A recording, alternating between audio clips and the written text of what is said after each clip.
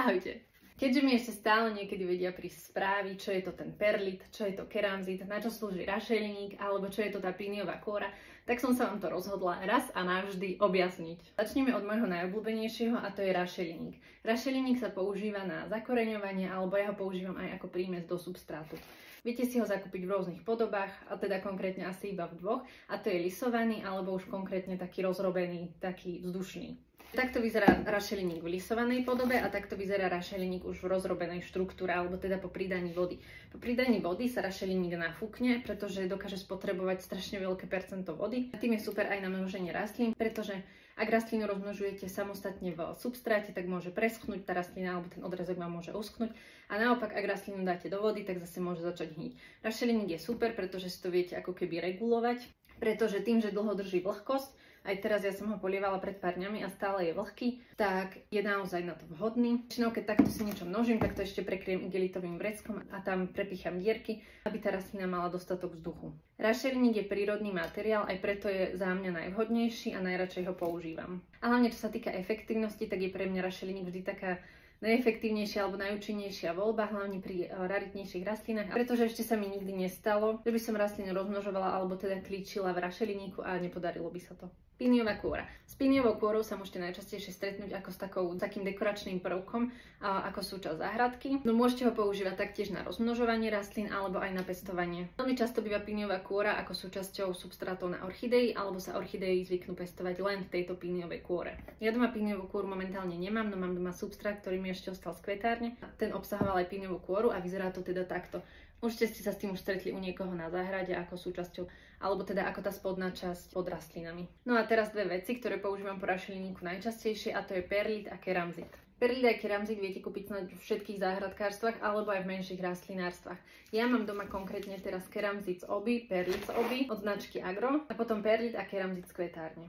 Začneme perlitom. Perlit by mal obsahovať každý dobrý substrát, ktorý si namiešate a dáte ho následne rastline. Perlit je vlastne prírodný sopečný kryštál, ktorý je následne tepelne spracovaný. Na rozdiel od rašeliníka, ktorý je prírodný a môže obsahovať aj nejaké odumreté časti rastlín, tak perlit je v podstate umelo spracovaný a neobsahuje žiadne minerálne látky. No jeho výhoda je taká, že tým, že zadržiava vodu, tak vlastne v sebe dlhšie udrží aj hnojivo a to hnojivo dlhšie pôsobí. Za mňa si myslím, že takto isto funguje aj rašeliník, takže preto mi vždy príde rašeliník ako tá lepšia voľba. No ale to je jedno, teraz sme pri perlite. Perlit by mal byť za mňa vždy súčasťou substrátu, ak ten substrát neobsahuje, tak by ste ho mali do ňoho primiešať. Je to preto, že tento substrát zároveň prevzdušní a tým, že drží vodu, tak tú prebytočnú vodu do seba nasaje. Napríklad substráty Agro perlit neobsahujú, ale substráty Profik perlit obsahujú a preto ja osobne aj používam substráty Profik, pretože mi to už uľahčuje prácu a potom toho perlitu tam nemusím toľko pridávať. Poďme si ale perlit ukázať a rozbaliť. Neskôr si ukážeme teda perlit Agro a jeho štruktúru a porovnáme si ho s perlitom z kvetárne. Perlit sa inak používa aj pri stavebníctve, tam úplne neviem, aká je jeho rola a teda vyzerá asi takto nejako. Tak. Teda jeho štruktúra je taká hrubšia. No a keď mi prišli tieto zložky z kvetárne, tak som si povedala, že čo môže byť také super na perlite a keramzite, keď si ho viem kúpiť vo väčšom množstve, vo väčšom reťazci a možno za lacnejšie. No ale ja vám hneď poviem to čo. Toto je perlit z kvetárne, toto je perlit z Oby. Vidíte, že tá štruktúra z Oby je úplne hrubá. Táto štruktúra z kvetárne, ja som odpadla. Proste je o mnoho lepšie, keď je tá štruktúra takáto, pretože následne, keď ho pridáte do substrátu, tak on sa tak viacej rozloží, nasaje menej vody. Celkovo ten substrát naberie inú štruktúru, ako keď je tam zo pár takýchto väčších zrniečok, alebo viacej takýchto menších zrniečok rozložených. Ja osobne, keď som uvidela teda štruktúru tohto perlitu v porovnaní s týmto perlitom, tak som bola naozaj prekvapená, že aký to dokáže byť rozdiel. Za iných okolností by som tento perlit už dávno minula, ale šetrila som si ho teda práve do tohto videa, aby som vám ho ukázala.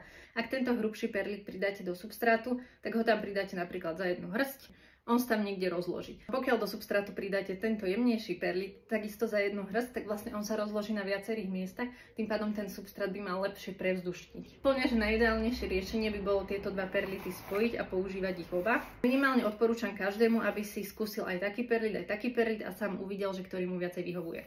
Inak s perlitom je vždy lepšia manipulácia vonku, pretože sa z neho fakt dosť práši a nemusí to byť úplne zdraviu prospešné pre alergikov.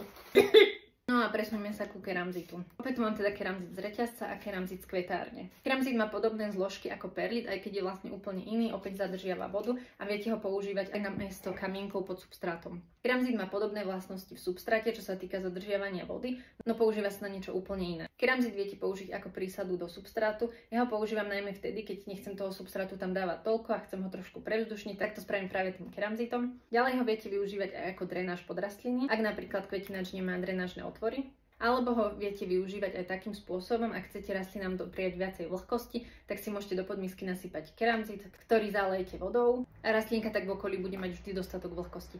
Ja to nerobím, pretože ako som už v jednom videu vysvetľovala, vtedy mi príde, že korienky sa veľmi ťahajú dole na spodok kvetinača za tou vlhkosťou a potom častejšie tú rastlinu musím presádzať. Čiže za mne to úplne nevyhovuje, ak to niekto používa, je to v poriadku. Keramzit najmä využívam ako prísadu do substrátu, ako som spomínala, ale aj ako hydropóniu. Hydropóniu taktiež môžete použiť vermikulit alebo leka. A ako hydropóniu v skratke ho využívam takto. Pre tých, čo majú hydropóniu a tvoria sa vám tieto biele veci na vnútornej strane obalu kvetinača, alebo sa tieto veci tvoria aj tu na povrchu, také biele. Nemusíte sa bať, nie je to pleseň, sú to iba nejaké zvyšky minerálnych látok, ktoré proste tá rastlinka nespotrebovala a oni sa tak uložili na povrchu. V mojom prípade je teda najviac využívaný ako prímes do substrátu. No mne sa moc nepáči, že keramzit sú také veľké zložky. Pri hydroponii mi to síce vyhovuje, ale keď ho dávam do substrátu, tak mi to moc nevyhovuje.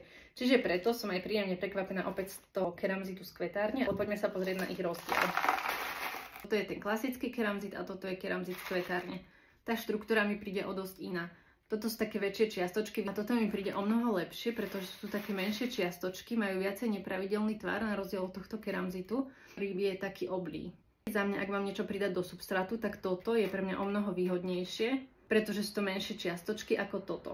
A taktiež mi vyhovuje viacej ten nepravidelný tvar. V keramzite viete rastliny taktiež aj rozmnožovať, ako aj v perlite, ako aj v rašeliniku, ako aj v piniovej kôre.